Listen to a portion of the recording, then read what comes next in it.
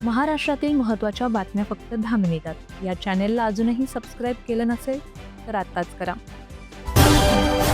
मुंबई महानगरपालिका निवडणुकीचे निकाल आता हाती येत आहेत. मुंबईमध्ये महायुतीची सत्ता स्थापन करण्याकडे वाटचाल सुरू आहे. महायुती 126 जागांवर आघाडीवर आहे. अनेक ठिकाणी महायुतीच्या उमेदवारांनी ठाकरे बंधूंच्या उमेदवारांचा पराभव केला आहे. मुंबईत महायुतीची बहुमताकडे वाटचाल सुरू असून महायुतीत सर्वात जास्त जागा भाजपला मिळत असल्याचे चित्र दिसून येत आहे. अशातच आता मुंबईचा महापौर भाजपचाच होईल असं म्हटले जात आहे.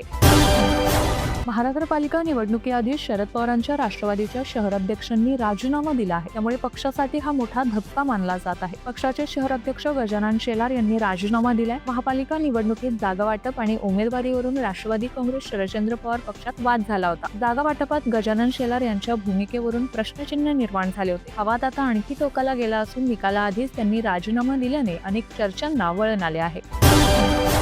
शेतकऱ्यांसाठी अत्यंत आनंदाची बातमी आहे. शेतकऱ्यांच्या खात्यात पुढच्या महिन्यात 4,000 रुपये जमा होणार आहेत. पीएम किसान आणि नमो शेतकरी योजनेअंतर्गत हे पैसे जमा होणार आहेत. त्यामुळे राज्यातील शेतकऱ्यांना पुढच्या महिन्यात डबल गिफ्ट मिळणार आहे. त्यांच्या खात्यात दोन्ही योजनेचे पैसे जमा होणार असून पुढच्या महिन्यात जिल्हा परिषद निवडणुकीआधी शेतकऱ्यांना पैसे मिळतील अशी शक्यता वर्तवण्यात येत आहे.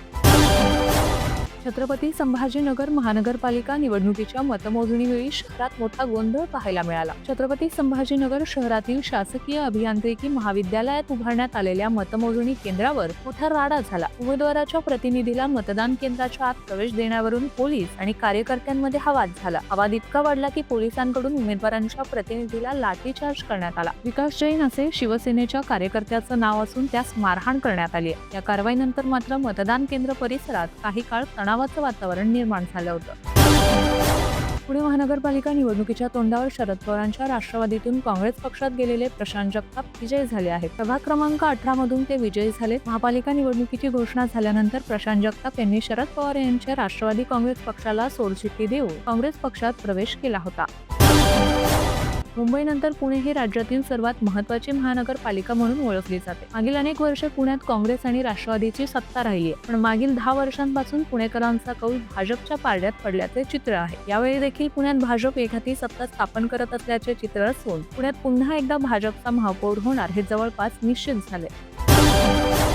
गेल्या काही वर्षांपासून रखडलेल्या 29 महानगरपालिकांची निवडणूक प्रक्रिया अखेर पार पडली. महानगरपालिकांच्या निकालामध्ये भाजपचा दबदबा दिसून आला. 29 पैकी 25 ते 26 महानगरपालिकांमध्ये भाजप वरचढ असल्याचं दिसत आहे. अशातच आता भाजप आगामी जिल्हा परिषदेसाठी स्वबळाची तयारी करणार असल्याचं चित्र देखील दिसत आहे. पिंपरी चिंचवड महापालिका निवडणुकीच्या मतमोजणीला सुरुवात होताच भाजपने जोरदार आघाडी घेतली आहे. एकूण 128 जागांपैकी तब्बल 79 जागांवर भगवा फडकवत भाजपने पुन्हा एकदा आपलं वर्चस्व सिद्ध केलं आहे. राष्ट्रवादीला 36 तर शिवसेनेला 10 जागांवर समाधान मानावं लागलंय. तर काँग्रेस, उद्धव ठाकरे गट आणि मनसेला खातेही उघडता आलेले नाहीये. राष्ट्रवादी, शरद पवार गट 1 तर वंचित, सप, एमआयएम, आप आणि बासपाला मिळून 2 जागांवर यश मिळालं आहे. भाजपच्या या विजयामुळे शहरात पुन्हा एकदा महापौर आमचाच असा भाजपचा नारा घुमताना दिसतोय.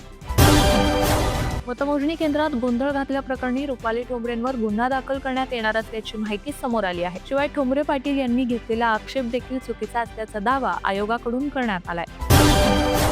राज्यातील 29 महापालिकांच्या महासंग्रामाचा आज निकाल जाहीर होत असून संपूर्ण महाराष्ट्रात कमळ जोमाने फुलल्याचे चित्र दिसत आहे. आतापर्यंत हाती आलेल्या निकालानुसार भारतीय जनता पक्षाने राज्यात ऐतिहासिक मुसंडी मारली असून सगळ्यात मोठा धक्का शरद पवार पक्षाला बसला आहे. महाराष्ट्राच्या राजकारणाचे एकेकाळी केंद्रबिंदू मानल्या जाणाऱ्या शरद पवार यांच्या गटासाठी महाराष्ट्राच्या महानगरपालिकेच्या निवडणुकीचे निकाल काही चांगली बातमी घेऊन आलेले नाहीयेत. मतमोजणीनंतर शरद पवार यांचा पक्ष कुठेही चांगली कामगिरी करताना दिसला नाहीये. शरद पवार यांचा पक्ष केवळ 27 जागा आणू शकला आहे. पक्षासाठी ही अत्यंत निराशाजनक कामगिरी आहे.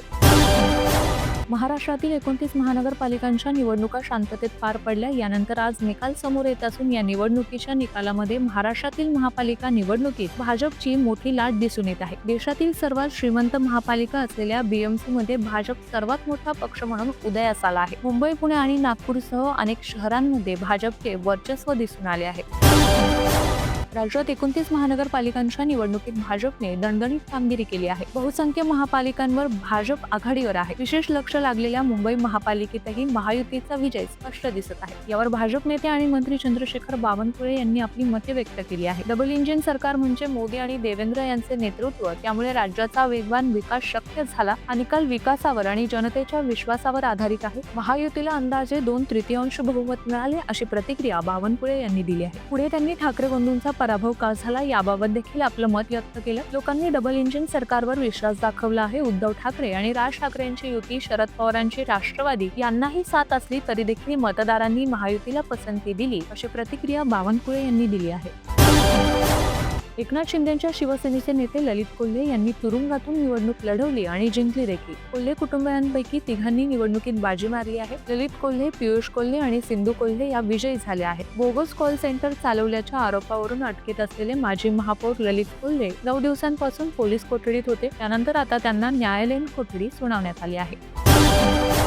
मुख्यमंत्री लाडकी बहीण योजनेअंतर्गत महिलांना जानेवारीचा हप्ता कधी मिळणार असा प्रश्न महिलांना पडत आहे. याबाबत महत्त्वाची अपडेट समोर आली आहे. जिल्हा परिषद निवडणुकीआधी महिलांच्या खात्यात जानेवारीचा हप्ता जमा केला जाऊ शकतो. मुख्यमंत्री देवेंद्र फडणवीस यांनी नुकतेच स्पष्ट केलं आहे की जानेवारी महिन्यातच महिलांना हप्ता दिला जाणार असून लाडक्या बहिणींच्या खात्यात आज 1500 रुपये जमा होण्याची शक्यता आहे.